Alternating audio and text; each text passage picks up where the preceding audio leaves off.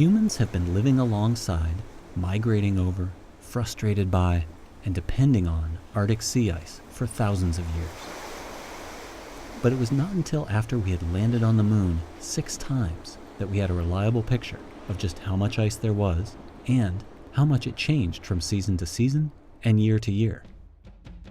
Perhaps the first scientific account we have of sea ice is from the Greek explorer Pytheas of Massalia, who sailed north around England and reported reaching a frozen ocean and long summer days when the sun never set.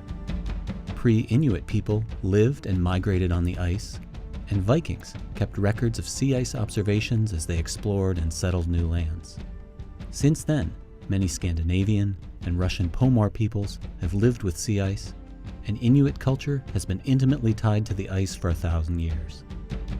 In the Great Age of Exploration, seafarers like Corte-Real and Frobisher experienced or were thwarted by sea ice as they searched for new passages across the north and riches to exploit. And mapmakers like Mercator gave the sea ice pack its first rough outline. In the 1700s, Mikhail Lomonosov distilled centuries of Russian seafarers' observations into a groundbreaking analysis of the Arctic. More than 100 years later, Fridtjof Nansen intentionally froze his ship into the ice and drifted for 3 years, confirming large-scale circulation of sea ice. In 1878, Adolf Erik Nordenskjöld led the Vega expedition through the Northeast Passage, and in 1906, Roald Amundsen made the first transit of the Northwest Passage, sneaking through the ice pack in his ship the Joa. In 1926, 2 days after Richard Evelyn Byrd attempted the pole in a small aircraft, the airship Norge carried Amundsen and his crew from Norway over the pole to Alaska.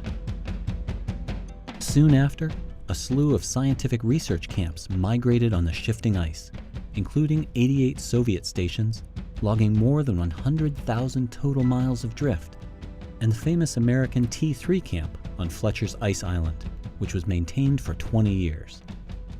And in 1958, the USS Nautilus traveled under the North Pole and the entire ice cap, beginning a new era of submarine mapping of the rugged underside of the ice. This is Ed Murrow, and this is the canopy of ice that covers the Arctic Ocean, the frozen barrier that throughout history has barred shipping from a body of water 5 times the size of the Mediterranean Sea.